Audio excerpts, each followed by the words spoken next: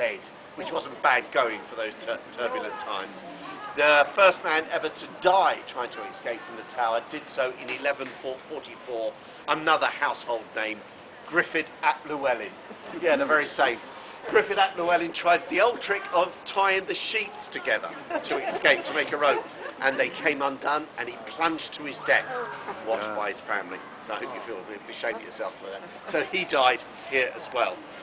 So this was built first. They built a wall around it because the river would have flowed more or less where you see that lady addressing. That's where the river would have flowed to. There was a Roman wall, but they built a wall. Then they started to build a gatehouse, and that sort of turned into a whole wall of towers all the way around. And that's from the 1220s. And then in the 1280s, they pushed on again, and they built themselves another wall on the outside, and they built a moat to surround it. So that gave it the concentric castle. A moat, a wall, a ring of towers, and the keep in the centre. Most people, if they know anything about the Tower of London, they will tell you it was a terrible prison. People were kept in terrible conditions here. It was a prison, but by and large, not entirely. There were some exceptions to it, but as long as you had a bit of money, most of these people who kept here were nobles, were of the class. As long as you could bribe your jailer, life was not that uncomfortable. Just above us here, you can see the seagull on the chimney. That was known as the Garden Tower, and for 13 years, that was the home of Sir Walter Raleigh. Oh, really? Yes.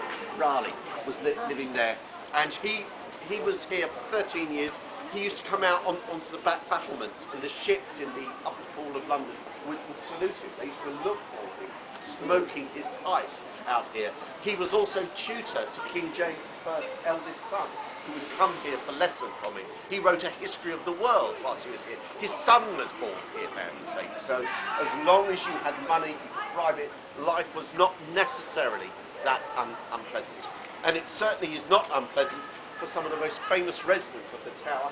You can see in the cages the ravens.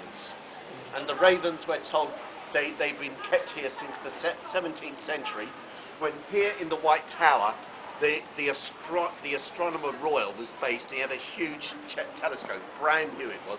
It was the state of the art, and I'm sorry to be crude, but he claimed that the ravens, the largest member of the crow family, were coming over from the other side of the river and crapping all over that lovely new telescope. He asked permission to kill them.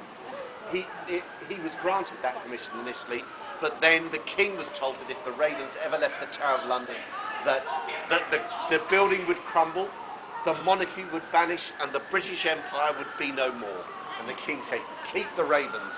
And the ravens were kept here as part of the Royal Menagerie, as it later became London Zoo, and they remained here when the London Zoo was formed in the 1820s. We have 8 of them, 6 of them on duty, and 2 spares. And just to keep the empire and to make sure the building doesn't fall down, they clip their wings so they can't escape. But they're well looked after. They're fed each day by the Raven Master. It's raw meat. So at least you've got that. Right, let's kill some. Let's go and have an excursion.